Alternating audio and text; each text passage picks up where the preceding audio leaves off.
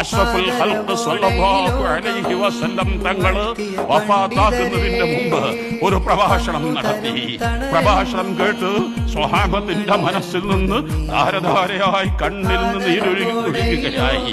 സ്വഹാബത്ത് തുറന്നു പറഞ്ഞു, യാ റസൂലല്ലാഹ് കന്ന ഹാദിഹി മൗഇദതു മുഅദ്ദിൻ യാ റസൂലല്ലാഹ്.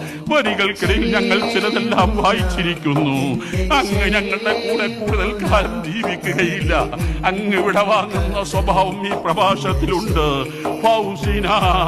അങ്ങയുടെ ശേഷം ഞങ്ങൾക്കാരാൻ ഞങ്ങളുടെ അവസ്ഥ എന്തായിരിക്കും? പ്രവാചകൻ വിളിച്ചു പറയുമ്പോൾ നിങ്ങൾ ആലോചിക്കൂ. അവിടുന്ന് നൽകുന്ന വസിയത്ത്, അതാണ് നിങ്ങൾക്ക് നൽകാനുള്ള വസിയത്ത്. അതാണ് ഈ പ്രസ്ഥാനത്തിന്റെ നേതൃത്വം. അലൈക്കും സുൽത്താനുമെന്ന കാന്തപുരം ഉസ്താദ് ആ നേതൃത്വത്തിൽ ഒറ്റക്കെട്ടായി പ്രവർത്തിക്കണം. ആ നേതൃത്വത്തിന് ഞങ്ങൾക്ക് ദീർഘായുസ് നൽകി ഞങ്ങൾക്ക് ആ തണൽ ജീവിക്കാൻ തൗഫീക്ക് നൽകണേ അല്ലാഹ്.